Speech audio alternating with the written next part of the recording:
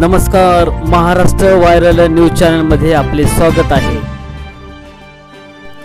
पाहूया यवतमाळ जिल्ह्यातील उमरखेड शहरामधील एका पीडित महिलेला मारहाण व जातीवाचक शिवीगाळ प्रकरणी सदर महिलेने भीम टायगर सेनेचे राष्ट्रीय अध्यक्ष दादासाहेब शेळके यांची घेतली प्रत्यक्ष भेट।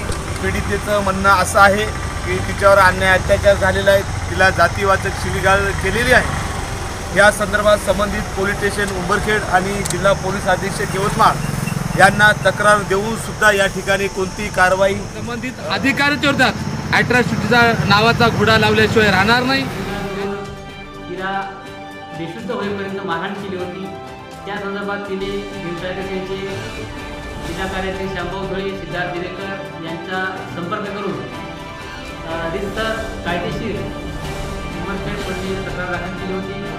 सदर तक्रारीवर कोणत्याही प्रकारची कारवाई न झाल्यामुळे पीडित महिला स्वाती इंगळे यांनी यवतमाळ पोलीस अधीक्षक यांच्याकडे रितसर दादासाहेब शेळके यांच्या मार्गदर्शनाखाली तक्रार दिली होती।